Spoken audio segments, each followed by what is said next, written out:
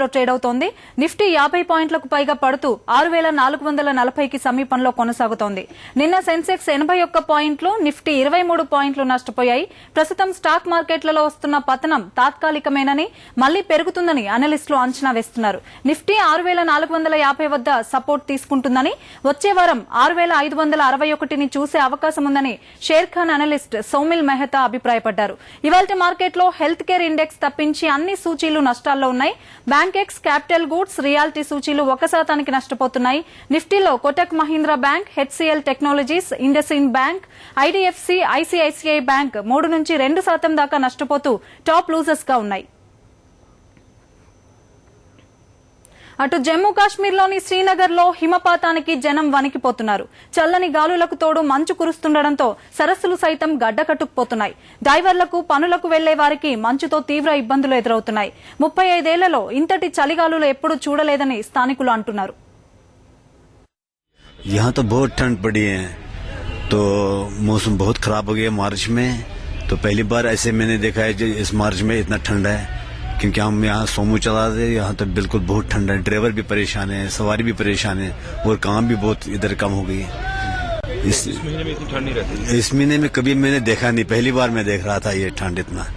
न मैंने कभी नहीं देखी, मेरी उम्र 30-35 साल होगी, मैंने कभी नहीं देखी थी. आज पहली बार देख रहा हूँ. ठंड बहुत, बर्फ देख रहा हूँ. Badminton national coach Pullela Gopichand గర్వించే విజయాలను ముగ్గురు శిష్యులు సాధించారు. $125,000 స్విస్ ఓపెన్ బ్యాడ్మింటన్ లో world number 8 Saina Nehwal, world number 10 PV Sindhu సంచలన విజయాల పారుపల్లి కశ్యప్ క్వార్టర్ ఫైనల్స్ చేరుకున్నారు. 6వ సీడ్ ఫ్రెంచ్ ప్రత్యర్థి ససీనా విఘ్నేశ్వరన్ పై 21-7, 21-13 స్కోరుతో సైనా గెలవగా, కెనడాకు చెందిన లీ మిషెల్లీపై 19-21, 21-16, 21-11 స్కోరుతో సింధు గెలిచింది. మెన్స్ సెక్షన్ లో పారుపల్లి కశ్యప్ 21-23, 21-14 స్కోర్తో వాంగ్ బెరీనోపై గెలిచాడు. ఈ రాత్రి జరగనున్న క్వార్టర్స్ లో బలమైన ప్రత్యర్థులతో వీరు తలపడుతున్నారు. First one setting up the victory 21-17. Somebody that's made it through to the quarterfinals just against expectation. Parupalli has come away with a superb. ఈ కార్యక్రమాన్ని మీకు సమర్పిస్తున్న వారు omega hospitals, Banjara hills, Hyderabad.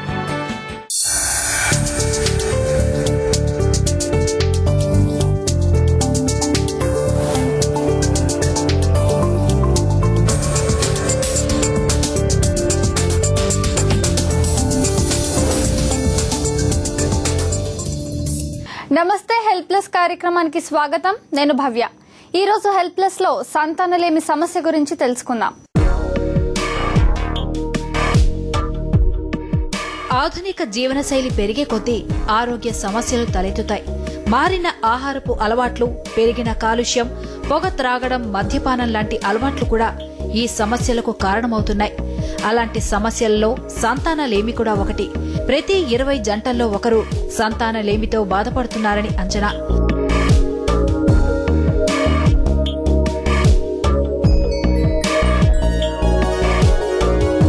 సాధారణంగా పెళ్లైన 5-6 నెలల్లో గర్భం వచ్చే అవకాశం 50% ఉంటుంది. ఏడాది లోపైతే 75% అవకాశం ఉంటుంది.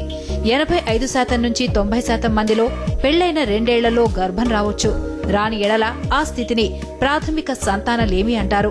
దీనికి కారణాలు వయసు పెరుగుతుంటే ఆడవారిలో సంతానం కలిగే అవకాశాలు సన్నగిలుతాయి. అలాగే ఋతుస్రావం బాగా తగ్గిపోవడం, హార్మోన్లలో తేడాలున్నా, గర్భాశయంలో అనుకూల పరిస్థితులు లేకపోయినా గర్భం నిలవదు.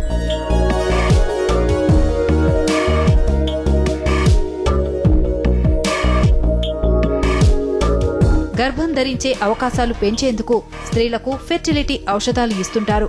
దీనివలన అండాశయం నుండి కనీసం ఒక అండమైన విడుదలయ్యేందుకు ఉత్తేజం కలుగుతుంది. సంతానం పొందేందుకు ఇంకా ఎన్నెన్నో అధునాతన విధానాలు అమల్లోకొచ్చాయి. వ్యాధిని బట్టి వైద్య నిపుణులు తగిన పద్ధతిలో చికిత్స ఇస్తారు.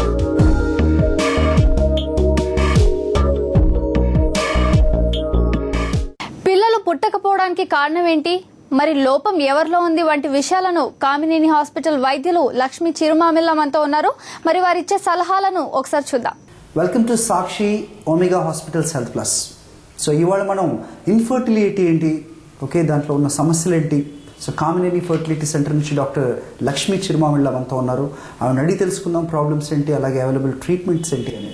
నమస్తే డాక్టర్ గారు. నమస్తే. So first of all infertility అంటే ఏంటో చెప్పండి. ఇన్ఫర్టిలిటీ అంటే పిల్లలు లేకపోవటం అండి. ఒక పెళ్ళైనాక భార్యాభర్తలు పిల్లల కోసం ప్రయత్నిస్తా 1 సంవత్సరం పాటు కనుక ఇంకా గర్భిణీ దాల్చకపోతే అప్పుడు ఇన్ఫర్టిలిటీతో బాధపడుతున్నారని చెప్తామన్నమాట. ఓకే, సో ఇన్ఫర్టిలిటీకి ప్రధానంగా ఎవరు కారణం అని చెప్పుకోవాలి డాక్టర్?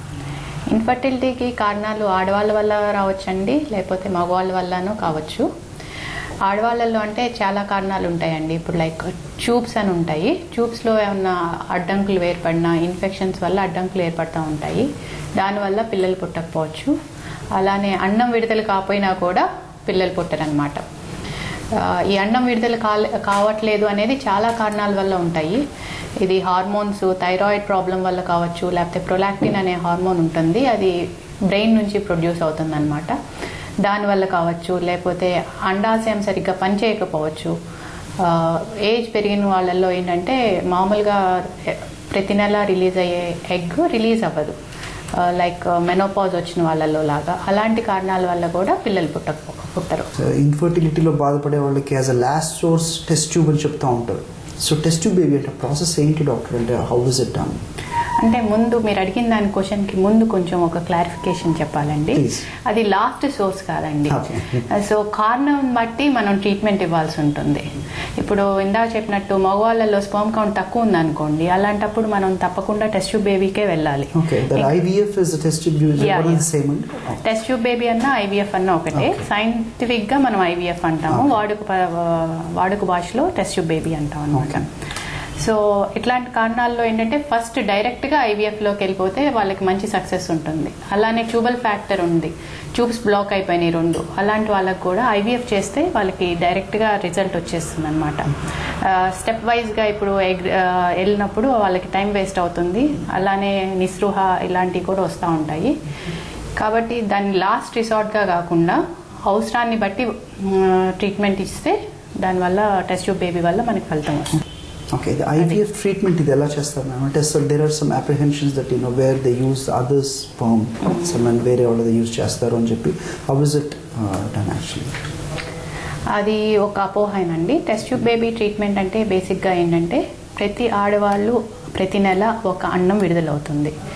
కాకపోతే ఈ టెస్ట్ ట్యూబ్ బేబీ ట్రీట్మెంట్లో ఎక్కువ అండాలు వచ్చేటట్టు హార్మోన్ ఇంజెక్షన్స్ ఇచ్చి ఆ అండాలు ఎప్పుడైతే పెద్దగా అవుతాయో వాటిని బయటికి తీసి వాళ్ళ హస్బెండ్ స్పర్మ్నే తీసుకొని బయట కలిపి టెస్ట్ ట్యూబ్లో మళ్ళీ గర్భసంచిలో 2వ రోజో 3వ రోజో 5వ రోజో పెట్టడం జరుగుతుంది అనమాట. ఈ వేరే వాళ్ళ యూజ్ చేయటం అనేది ఏదన్నా ప్రాబ్లం కనుక ఉన్నట్లయితే జరుగుతుంది, కానీ రొటీన్గా వాళ్ళకి చెప్పకుండా చేయటం ఇలాంటివి కరెక్ట్ కాదనమాట. ఓకే, సో ఈ ప్రాసెస్ అంతట్లో ఆడవాళ్ళ ఏజ్ ఎంతవరకు ఎఫెక్టివ్గా ఉంటుందండి? ఇదివరకట్లో ఏమనుకునే వాళ్ళంటే ఆడవాళ్ళ ఏజ్ చాలా ఇంపార్టెంట్, దాన్ని బట్టి సక్సెస్ రేట్ ఉంటుంది అనుకునేవాళ్ళు. కానీ ఇప్పుడు మగవాళ్ళ ఏజ్ కూడా ఇంపార్టెంట్ అంటున్నారండి.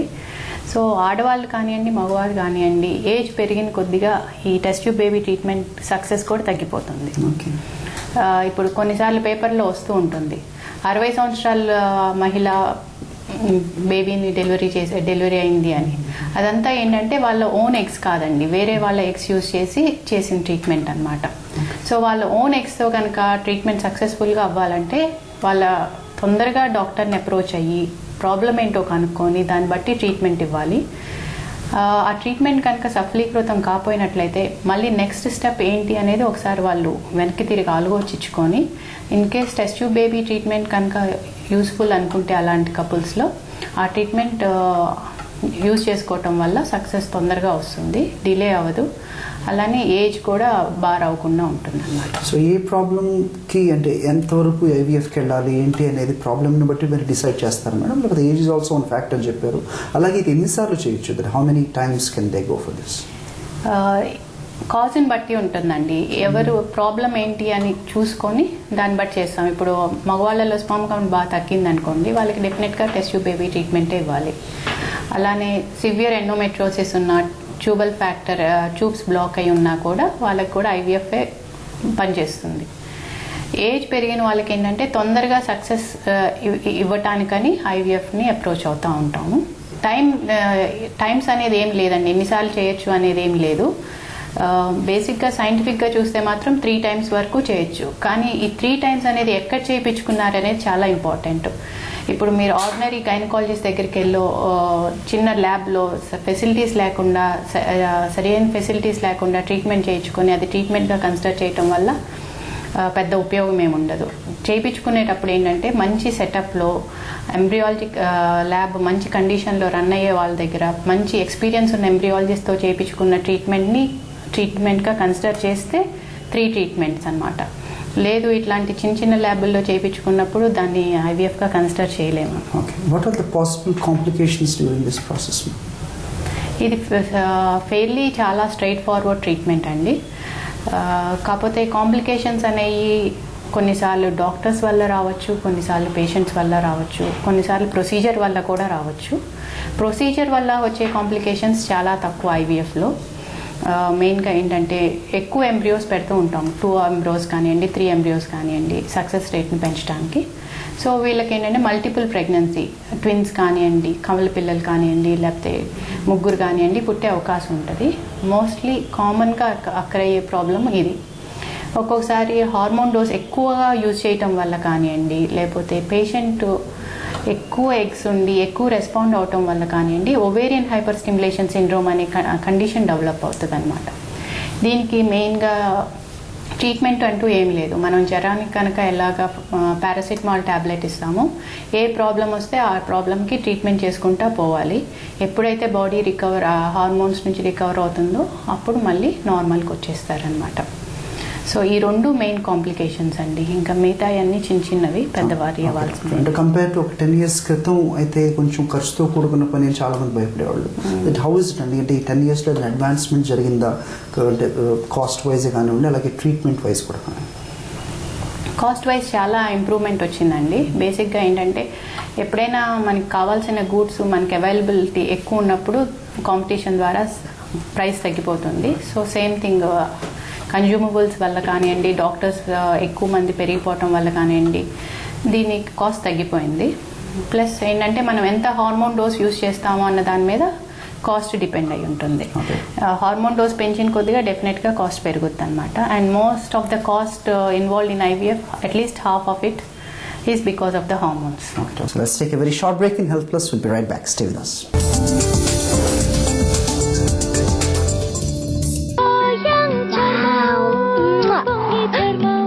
అరే ఎగిరిపోయింది. ముద్దైతే నాలుగు చంప విడుకొచ్చింది. ఈ కిస్సీ నీ కోసమే. నువ్వు అందరికన్నా బ్యూటిఫుల్ వి. గ్లిజరిన్ తో నిండిన పేస్ చర్మపు తేమని తిరిగి తెస్తుంది. చర్మం కనిపించాలి యంగా, ఉండాలి యంగా. పేస్ చిన్న పేర్స్ 50 గ్రాములు కేవలం 22 రూపాయల్లో. నేనేమంటానంటే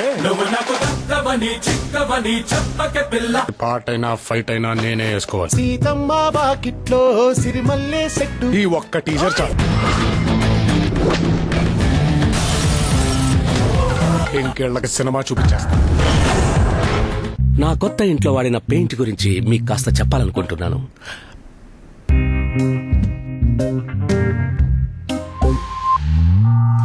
టెక్నాలజీ మరియు ఇన్నోవేషన్, 5 ఏళ్ల వారంటీ, ఇంకా టెఫ్లాన్ సర్ఫేస్ ప్రొటెక్టర్ తో రాయల్ ఎస్పైరా అందం మాటల్లో చెప్పలేనిది.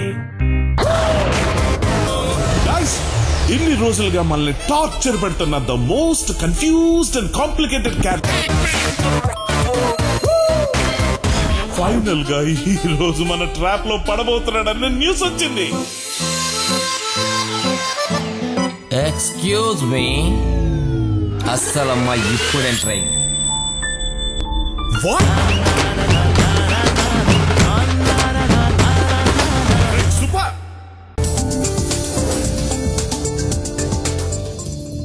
ఇవాళ రేపు నా life style, sedentary life style కానివ్వండి, లేకపోతే పొల్యూషన్ కానివ్వండి, ఇది ఎంతవరకు కారణం అని చెప్పచ్చు మేడం అంటే ఇన్ఫర్టిలిటీకి? అంటే యాజ్ ఆన్ స్టాటిస్టిక్స్ని బట్టి అయితే మనకి ఇవన్నీ మేజర్ కాజెస్ అని మనకి ఇంకా నిర్ధారణ అవ్వలేదు. కాకపోతే స్పర్మ్ కౌంట్ బాగా తగ్గిపోతుంది మగవాళ్ళల్లో. WHO వరల్డ్ హెల్త్ ఆర్గనైజేషన్ చేసిన స్టడీస్ ప్రకారం, స్టాటిస్టిక్స్ ప్రకారం ఏంటంటే స్పర్మ్ కౌంట్ బాగా తగ్గిపోతుంది. అట్లానే మన ఇండియాలో ఆడవాళ్ళల్లో అయితే ఓవరీస్లో ఎగ్ నెంబర్స్ బాగా తగ్గిపోతున్నాయి.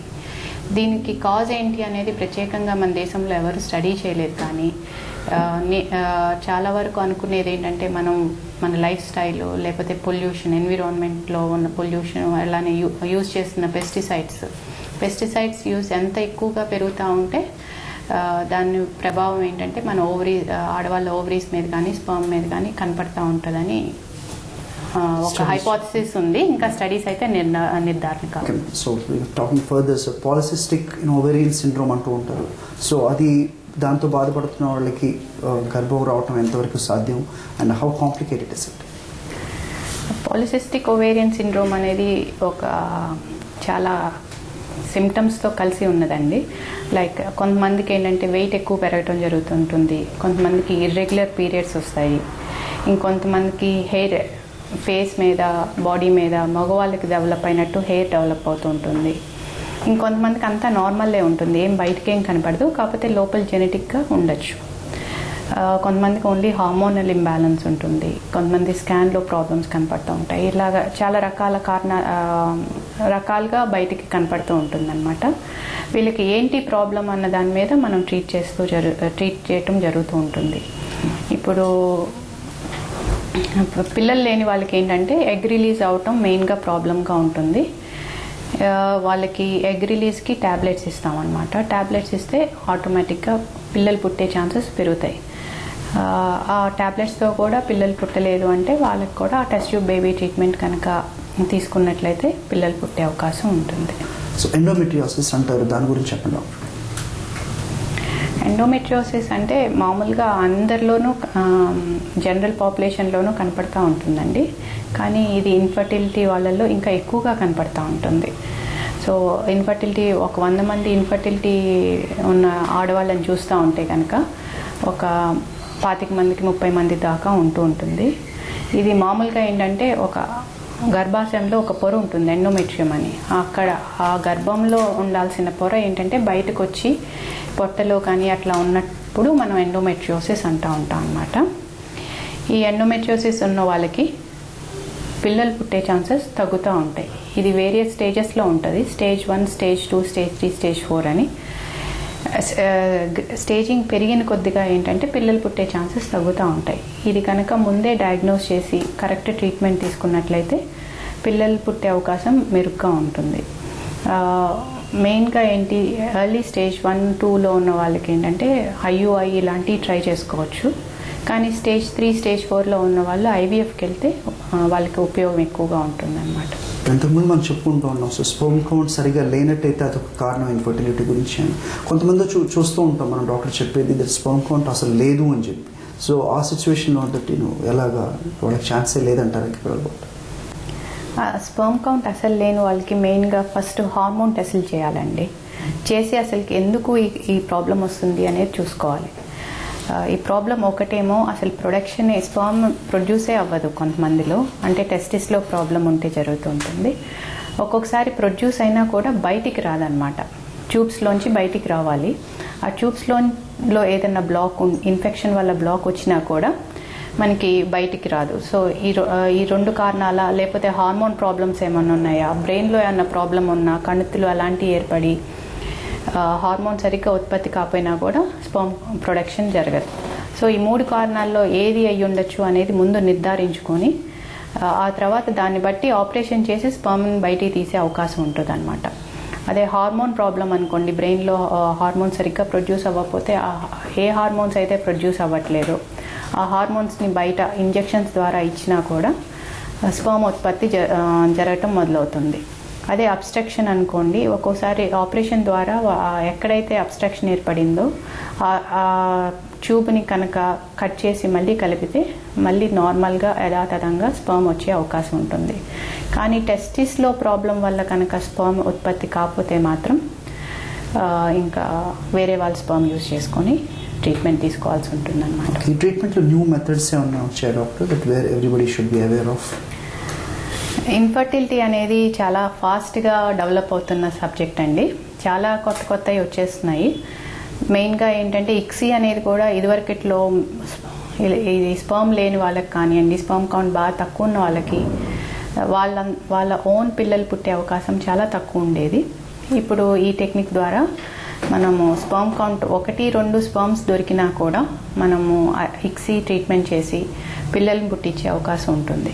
వేరే వాళ్ళ స్పర్మ్ యూజ్ చేసుకునే అవసరమే లేదు వీళ్ళకి.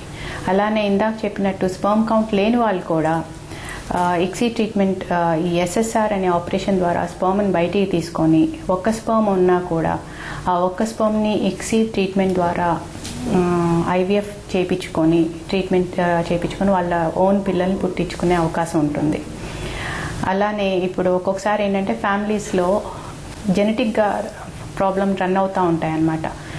లైక్ థాలసీమియా లాగా, హీమోఫీలియా అని ఇలాంటి జబ్బులు కానివ్వండి, లేకపోతే కొంతమందికి క్రోమోజోమ్ ప్రాబ్లమ్స్ ఉంటాయి. ఆ ప్రాబ్లమ్స్ వల్ల ఏంటంటే రికరెంట్గా అబార్షన్స్ అయిపోతూ ఉంటాయి. అలాంటి వాళ్ళకు కూడా పీజీడీ అనే టెక్నిక్ వచ్చిందనమాట, ప్రీ ఇంప్లాంటేషన్ జెనెటిక్ డయాగ్నోసిస్ అనమాట. దీని ద్వారా ఏంటంటే టెస్ట్ ట్యూబ్ బేబీ ట్రీట్మెంట్ చేశాక వచ్చే పిండాల్లో ఒక కణం తీసి దాన్ని జెనెటిక్ టెస్ట్ చేస్తే దాంట్లో ఏం లోపాలు ఉన్నాయో మనకు అర్థమవుతుంది. ఆ లోపాలు ఉన్న ఎంబ్రియోస్ని కాకుండా లోపం లేని ఎంబ్రియోస్ని మళ్ళీ గర్భాశయంలో కనుక పెట్టినట్టయితే నార్మల్ బేబీస్ పుట్టే అవకాశం ఉంటుంది. ఓకే డాక్టర్, అంటే ఈ విధంగా పుట్టిన పిల్లలకి అలాగే మామూలుగా జనరల్ న్యాచురల్ ప్రాసెస్లో పుట్టిన పిల్లలకి హెల్త్లో తేడా ఉంటుందని ఒక అప్రిహెన్షన్, ఒక అపోహ కూడా ఉంటుంది చాలామంది. అది ఎంతవరకు నిజం? అది అందరిలో నేను చూస్తుంటానండి. వచ్చే ప్రతి ఒక్క పేరెంట్ అడిగే క్వశ్చన్ అదనమాట. సో అది స్టడీస్ చాలా జరిగినాయి. Almost first test tube baby పుట్టి ఇప్పటికి 30 years ప్లస్ అవుతుంది. ఆ బేబీకి కూడా మళ్ళీ she had a baby recently. Studies ఏం చెప్తున్నాయంటే పెద్ద డిఫరెన్స్ ఏమి ఉండదండి. న్యాచురల్గా పుట్టిన వాళ్ళు కూడా 100% నార్మల్గా పుట్టే అవకాశం ఉండదు. ఒక 3-4 తేడాలతోనే పుడతా ఉంటారు. ఈ ఐవీఎఫ్తో పుట్టిన వాళ్ళకి మేబీ ఒక 5-6 ప్రాబ్లమ్స్ రావచ్చు.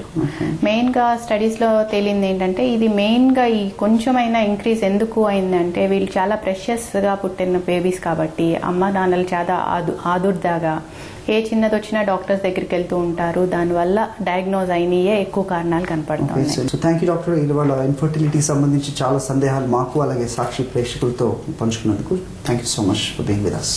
న్యూట్రిషనిస్ట్ ఇచ్చే సలహాలను ఇప్పుడు చూద్దాం.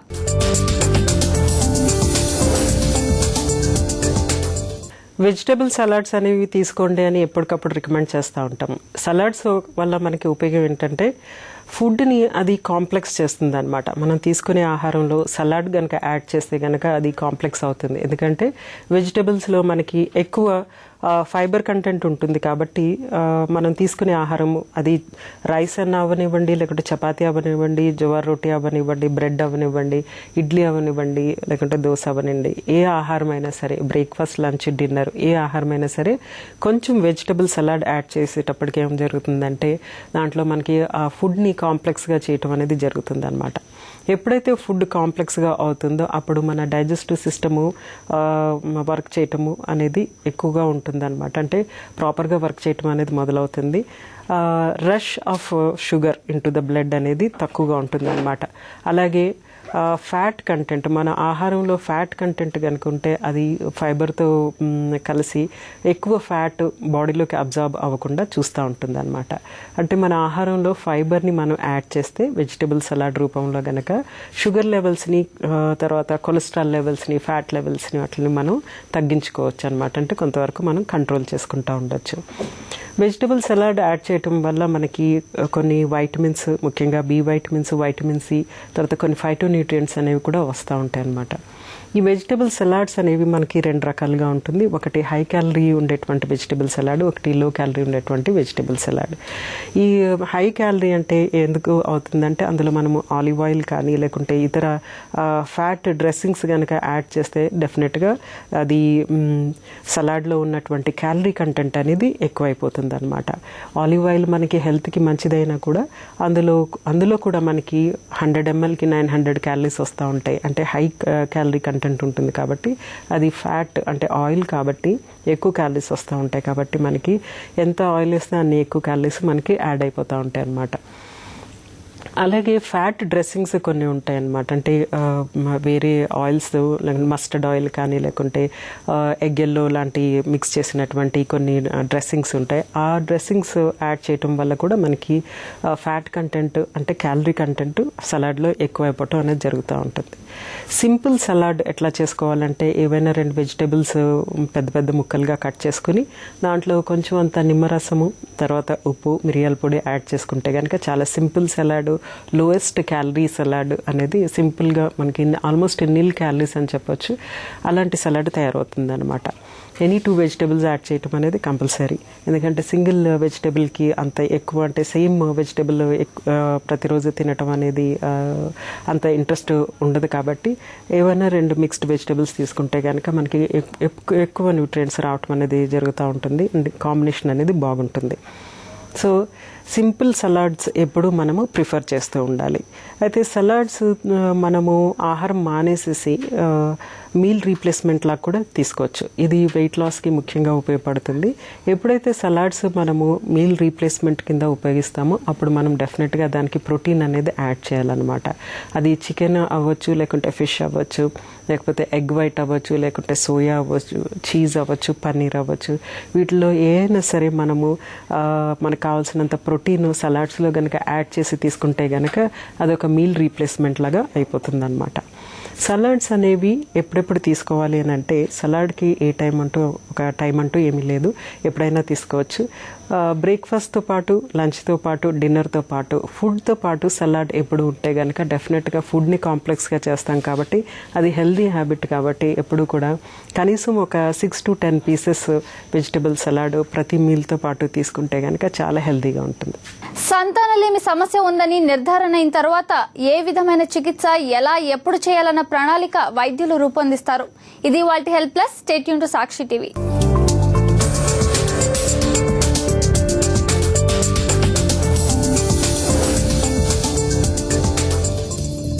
నాకు క్యాన్సర్ అనగానే చాలా కుంగిపోయాను. పైగా 40 రోజుల రేడియేషన్ చికిత్స అనగానే ఇంకా భయపడిపోయాను. అప్పుడే ఒమేగాలో కొత్తగా వచ్చిన సైబర్ నైఫ్ రేడియో సర్జరీ గురించి విన్నాను. 5 రోజుల్లో మొత్తం ట్రీట్మెంట్ పూర్తయింది.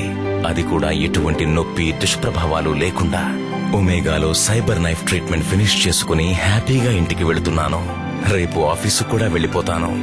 ఒమేగా హాస్పిటల్స్ హైదరాబాద్ 1 నుండి 5 రోజుల్లోనే తిరిగి సాధారణ జీవన శైలి. Sachin, 10 out of 10. Miss, ఇంకాస్త ఎక్కువ ప్లీజ్. ఇంకాస్త ఎక్కువ. లైఫ్ లో మరి కాస్త ఎక్కువ కావాలనుకునే వారి కోసం లూమినస్ ఇన్వర్టర్ ఇంకా బ్యాటరీ జంట. ఇది ఇస్తుంది మిగిలిన వాటికన్నా ఎక్కువ బ్యాకప్. బ్యాటరీ నడుస్తుంది ఏళ్లకు ఏళ్లు. లూమినస్, దేశమంతటికి దీనిపై భరోసా. అరే ఎగిరిపోయింది. ముద్దైతే నాలుగు చంప మీదకొచ్చింది. ఈ కిస్సీ నీ కోసమే.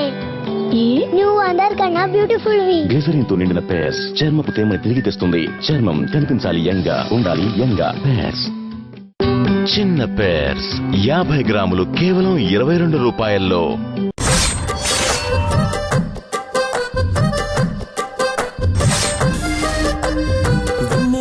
చిన్నబోయే సొగసిదిరా, కన్నుల్లోన గుండెల్లోన నిలిచేనురా. వెన్నెలైనా చిన్నబోయే సొగసిదిరా, కన్నుల్లోన గుండెల్లోన నిలిచేనురా.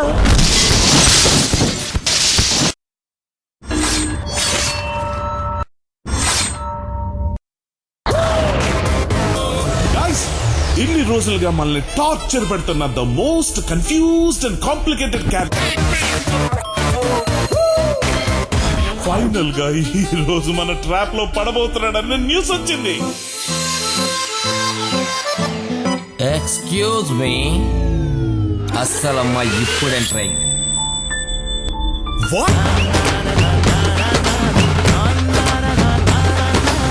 సూపర్.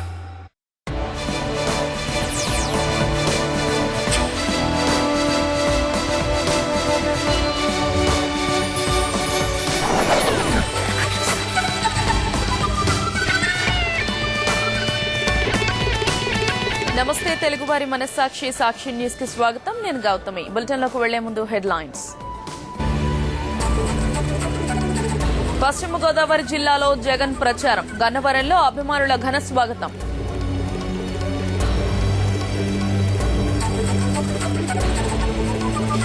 ఇరవై నాటికి టీపీసీసీ మేనిఫెస్టో రూపకల్పన. అన్ని వర్గాలతో చర్చించి నిర్ధారించాలని నిర్ణయం.